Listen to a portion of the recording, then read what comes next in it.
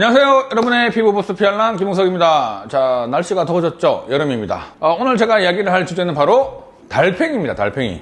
이게 화장품에서도 사실 달팽이에 대한 연구들이 나오죠. 달팽이가 지나고 나면 끈적한 그 점액질 있죠? 바로 뮤신입니다. 언제였지? 2008년 아니면 9년도로 제가 기억을 하는데 그때 우리나라에서 달팽이 크림이 한번 엄청나게 대유행을 한 적이 있어요. 그때 히트쳤던 게 두 개인데 마유 크림이랑 달팽이 크림이었어. 근데 그 달팽이 크림이 2008, 9년 제 기억에 맞을 겁니다. 그쯤에 이제 달팽이 크림이 나오고 난 뒤에 사실 그 이후로는 좀 잠잠해졌죠. 쭉 없다가 최근 들어서 다시 이 달팽이 이런 성분, 점액 성분을 이용해서 만드는 화장품이 다시 조금씩 다시 각광을 받고 있는 것 같아요. 이게 되게 달팽이 점액질 하면 생각나는 게 되게 끈적거리는 느낌이 있죠. 근데 생각해보면 자연에서 나오는 물질 중에 끈적한 것들이 나올 때 마치 어떤 느낌을 좀 받아요? 나무를 이렇게 했을 때 끈적한 게 막 나오고 동물에서부터 뭐 끈적한 게 막 나왔어. 뭐 어떤 느낌이야? 아마도 어떤 내 몸을 보호하기 위한 그런 하나의 방안으로 그런 것들이 나오지 않나라는 그냥 우리가 경험적으로 봤을 때 그런 느낌이 좀 있잖아요. 아주 오래전 정말 히포크라테스 그 시절 때도 달팽이를 갈아가지고 일단 그거를 뭐 상처라든 염증 치료에 사용했다는 보고가 있고요. 일세기 전에도 디오스코리데스 같은 약학자가 달팽이 원료를 활용해서 달팽이를 그때는 으깨가지고 갈아서 내장을 갈아가지고 이걸 상처 치료했다. 뭐 이런 보고들이 있습니다. 1980년대에서 90년대 칠레에 에스카르고 농장에 있는 그 사람들 손이죠. 손을 봤더니 손이 너무 부드럽고 실제로 상처가 나더라도 너무 빨리 재생이 되더라는 거죠. 우리 예전에 기억나죠? SK2 쌀 이렇게 장인이 이렇게 손에 물러가지고 손 부드럽게 이렇게 하면서 7, 80이 넘으셨는데 손만큼은 애기 같은 피부를 보여주셨다. 피테라 에센스. 그런 거 똑같은 거야. 어떻게 보면. 그래서 이 점액 성분이 실제로 상당히 도움된다라고 하는 것들이 이제 화장품 원료로 나오게 된 거죠. 근데 이거 달팽이 끈적거리는 걸 어떻게 추출하는 줄 아세요? 동물 복지 같은 이런 시스템이 있죠. 스트레스를 덜 주거나 환경을 청결하게 하고 얘들을 죽이지 않고 온도라든지 바람이라든지 어떻게 하냐면 미스트 같은 걸 쫙쫙쫙 뿌리는 거야. 그리고 바람도 막 주고 막 이런 약간의 이런 자극을 통해서 얘네들이 좀 움직이게 하고 움직이면서 이 점액줄 나오는 거를 따로 이것만 추출하는 거지. 즉 달팽이를 죽이지 않고 달팽이에서부터 점액질을 추출하는 방법. ESG 경영 원칙과 동일하죠. 이게 바로 이런 달팽이에도 적용이 되는 거죠. 요즘은 그래서 여러분들 만약에 달팽이 크림 쓰는데 달팽이 저거 다 갈아서 넣었다면 쓸 것 같아요? 안 쓸 것 같거든? 지속 가능성에 대한 부분들이 아마 이런 것들이 다 포함돼서 요즘은 비살상 죽이지 않고 이렇게 이제 추출을 합니다. 자, 그러면 이 점액 성분이라고 하면 끈적거리잖아. 끈적거린다는 게 바로 뭐예요? 뭐가 들어가서 끈적거릴까? 설탕물 되게 끈적거리지. 당이 들어가면 끈적거려져요. 그냥 당은 아니고요.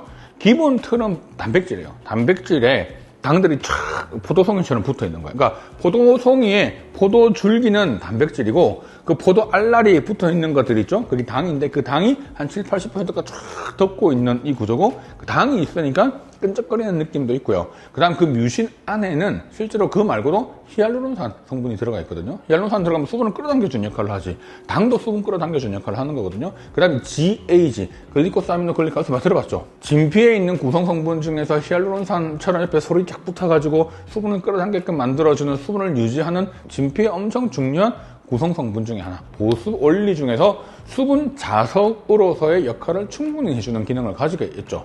알라닌토인 같은 성분들이 좀 들어가 있어서 염증을 완화시켜주는 성분이기도 해요. 그리고 상당히 중요한 것 중에 하나인데 얘들이 보통 이런 점액질 물질이 나오면 내 몸을 좀 보호해주고 재생과 회복에 되게 도움 주는 성분들이 나오다 보니까 상처, 재생, 염증으로부터 회복하는 이런 기능들이 나타나게 되는 거죠. 또 하나는 상당히 미량이긴 하지만 비타민이 좀 풍부하게 들어가 있어요. 비타민 A, C, E, 항산화효소, SOD 뭐 이런 것들이 들어가면 실제로 이 몸 안에서 산화 반응으로부터 억제해주는 효능이 있다는 거죠. 그러면 단순하게 물로만 구성된 제품들을 써보면 딱 바르고 나면 그대로 그 수분감이 금방 흡수가 되든 증발이 되든 그냥 그 느낌이 사라지지만 뮤신은 그 끈적거리는 그 느낌이 그런 아까 단백질, 당, 히알루론산, GAG 뭐 이런 성분들이 풍부하게 들어가 있고 이런 성분들이 수분을 끌어당겨주는 힘이 워낙 강하다 보니까 그게 피부에 발랐을 때 그 수분을 잡아주는 힘이 엄청 강해지는 거죠. 그러면 제가 볼 때는 어디 가장 좋냐면 엄청 피부가 건조한 정말 우리가 흔히 표현하는 악건성인 분들 있죠.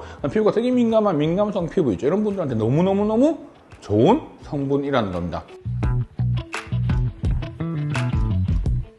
자, 여러분들 물만 발랐을 때와 끈적거린 걸 발랐을 때 피부 표면에 닿는 수분의 유지 시간이 어떤 게 높을까요? 끈적거리는 게 훨씬 높죠. 그러면 어떤 피부에 되게 좋을까요? 수부지, 수분 부족형 지성이죠. 건성하고 지성은 반대가 아니죠. 사람들 반대로 기억하거든요. 지성은 뭐예요? 피지 분비가 많은 거.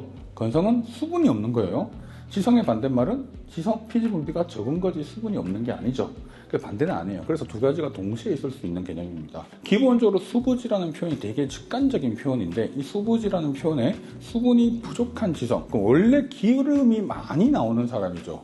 지성인 사람은 피지에 원래 기름막이 평소에 다른 사람에 비해서 피지가 또 한 번 더 얹어졌죠. 이 사람은 기름막이 좀 많은 사람입니다. 기본적으로. 근데 뭐가 없어요? 수부지는 물이 없는 거죠. 그럼 이 사람한테 물을 끌어당겨주는 수분 자석을 좀 더 넣어주면 되겠죠. 근데 이게 수부지는 그냥 물만 돼 있을 때는 그 접촉 시간이 너무 짧기 때문에 그 기간을 늘려주는 과정이 되게 필요합니다. 그래서 수부지에 엄청 도움이 되는 성분이기도 하고요. 두 번째, 건성일 때도 도움이 되는데 건성일 때는 사용 방법이 달라져야 됩니다. 질감이, 끈적거리는 질감이 있기 때문에 실제로 피부에 잔류하는 시간이 그냥 단순하게 물로 구성된 것보다는 훨씬 더 길죠. 그래서 보습력이 훨씬 더 강해진다는 장점은 있으니까 그렇게만 사용하고 끝내버리는 경우가 있지만 그렇게 끝내시면 안 되는 제품입니다. 왜 그러냐면 보습의 원리를 이해할 때 가장 중요한 게 뭐예요? 수분, 자석, 끌어당겨주는 것과 함께 얘네들이 못 날아가게 기름막 같은 게 하나가 딱 쳐줘야 수분이 그 안에 피부에 잘 잡혀져서 오랫동안 유지가 되게끔 만들어주는 거잖아요. 근데 얘는 성질 자체가 전부 다 수분 자석 성질만 가지고 있고 다른 거에 비해서 월등히 수분 자석의 성질이 너무 좋은 거지. 자, 그러면 수분을 잡아주는 기간은 분명히 다른 거에 비해서 길지는 모르겠지만 기름막을 쳐줘서 증발하는 걸로부터의 그 막아주는 힘은 훨씬 약하죠. 자, 그래서 결국은 이런 제품들을 사용하고 난 데는 가볍게 피부 타입에 따라서 너무 지성이신 분들은 로션 정도로 끝내거나 아니면 크림이나 오일 단계를 한 단계 가볍게 써주셔서 실질적으로 같이 써주면 이런 수분이 잡아주는 자석의 힘이 더 훨씬 더 강해지고 수분을 잡아주는 힘도 다른 제품에 비해서 훨씬 더 좋아질 뿐만 아니라 증발되는 것도 막아주다 보니까 실제로 피부에 수분이 되게 촉촉해지는 그런 현상이 생기는 거죠. 우리가 보습의 원리 중에 에몰리언트라고 하는 개념이 있는데 이 에몰리언트라는 개념이 기름막을 치는 거는 그냥 막을 쳐서 막아주는 그 개념이지만 에몰리언트는 울퉁불퉁한 이 부분들을 쪽 막을 쳐서 마치 일정한 빛의 변화를 보게끔 만들어서 물광 효과가 나타나는 그런 원료들이 있거든요. 그런 원료로서의 역할도 할 수 있는, 즉 에몰리언트로서의 역할도 가능하고요.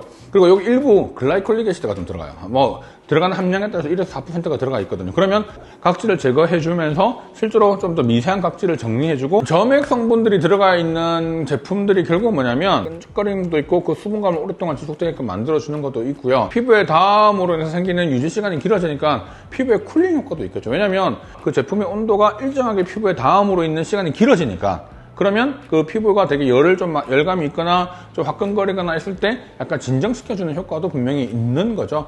특히 민감성 피부의 경우에는 보습 상태도 되게 안 좋고 피부 장벽도 무너져 있고 전체적으로 봤을 때 이를 골고루 컨트롤해주고 조절해주는 그런 성분이 될 수 있다는 거죠. 뭐 이걸 썼다고 해서 여드름이 좋아진다 이 개념이 아니라 피부 보습과 장벽의 회복으로 피부가 튼튼해지고 건강해지고 그 힘이 좋아짐으로 인해서 여러 가지 생길 수 있는 문제들이 점점점 줄어들게끔 만들어주는 아주 중요한 기초 중에 기초 성분이다 라는 그런 컨셉으로 생각을 하시면 도움될 것 같습니다.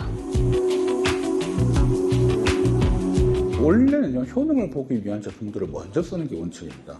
예를 들어서 내가 잔주름을 개선해서 항산화 제품들을 난 사용하는 게 목적이야, 나 미백이 목적이면 그 제품을 먼저 쓰는 게 사실은 원칙이거든요. 그리고 그 위에다가 제품을 쓰면 되는데 과거에는 물부터 기름이에요. 물부터 기름은 맞지만 제품을 발랐을 때 그게 우리가 생각해보면 그 크림을 발랐고 위에 에센스를 발랐다고 해서 그게 층을 이뤄서 발라지는 건 아니거든요. 그러면 발라지는 그 순간 다시 믹스가 되잖아요. 되기 때문에 어떻게 보면 규칙적으로는 물부터 기름으로 가는 걸 원칙으로 하지만 내가 기능성 제품을 썼을 때는 기능성을 가급적이 먼저 쓰게 하고 위에 얹는 방법을 더 많이 권하는데 이게 민감하지 않는 분들한테만 사용하는 방법이고요. 민감한 분들은 기본에 뭐 보습을 깔고 내가 쿠션 정도로 뭔가를 커버해 줄 수 있는 걸 쓴 다음에 그 위에 얹는 방법을 쓰는 게 훨씬 좋습니다. 자, 오늘 내용 어떠셨나요? 내용 정말 좋으셨으면 좋아요, 구독, 알림 설정 그리고 많은 댓글 적어주시면 힘이 됩니다. 자, 그럼 다음 영상에서 만나겠습니다.